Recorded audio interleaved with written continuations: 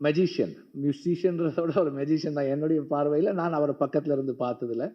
அதே மாதிரி பல பேர் சொல்லியிருக்கிற அதே விஷயம்தான். இப்போ விடுதலைக்கு வந்து ஒரு ஒரு சாங் அப்படின்னு கேட்டால் 2 டியூன் நல்லாயிருக்கு, இன்னொன்று பண்ணலாமா, இன்னொன்று பண்ணுறாரு, அதுவும் நல்லா ஒரு 5 டியூன் பண்ணிட்டார் ஒரு சாங்குக்கு. அப்போ ஒரு சாங் இருக்க வேண்டிய இடத்துல 3 சாங் ஆயிடுச்சு படத்தில். அந்த மாதிரி என்னை வந்து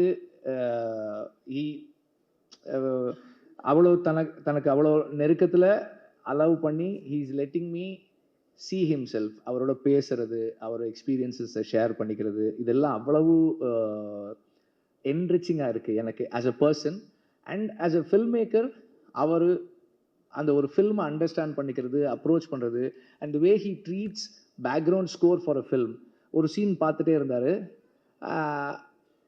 அவர் நோட்ஸ் எழுத ஆரம்பிக்கும் போது சொன்னார், அந்த சீன் ரொம்ப நல்லா இருக்குது, அதனால் அதை அப்படியே விட்டுருவோம், மியூசிக் வேண்டாம் அப்படின்னாரு. இதெல்லாம் வந்து எனக்கு நார்மலாக நம்ம இது வரைக்குமான அனுபவம் வந்து ரொம்ப நல்லா இருக்குது, நம்ம இன்னும் நல்லா ஒரு மியூசிக் பண்ணணும் அப்படின்றது ரொம்ப நல்லா இருக்குது. Let us stay away, let us give the space for silence அப்படின்றது, இதெல்லாமே வந்து ரொம்ப ஸ்பெஷலானது.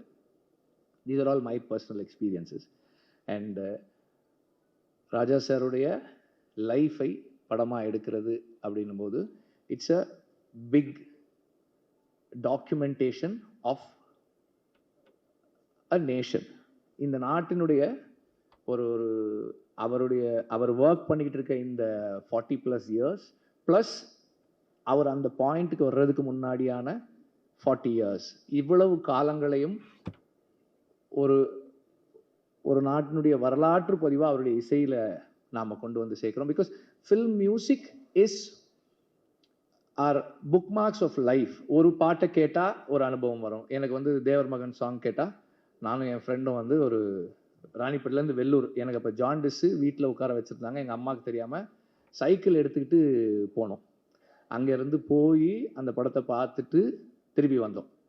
எனக்கு அது ஞாபகம் வரும், தேவர் மகன் சாங். ஸோ என்னோடய லைஃப்பில் முக்கியமான events, I mean not my own life but everybody's life, நமக்கு ஃபில்ம் மியூசிக் வந்து லைஃப்பை, ஈவெண்ட்ஸை, பர்சனல் ஹிஸ்ட்ரியை மார்க் பண்ணுற புக் மார்க்ஸாக இருக்கிறது வந்து ஃபில்ம் மியூசிக் நமக்கு.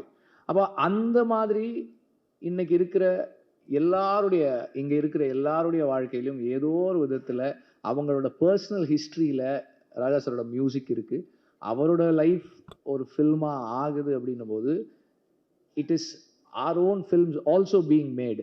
இப்போ நான் ரொம்ப விரும்பி கேட்ட ஒரு பாடல், என் வாழ்க்கையில் ரொம்ப முக்கியமான பாடல், அது உருவானதை அந்த படத்தில் நான் பார்க்கும்போது என் வரலாறும் அந்த பாடல் இருக்குது. அதனால் வந்து இது Tamil music, Tamil film music கேட்டு வளர்ந்த அத்தனை பேருடைய படமாகவும் இது இருக்கும்.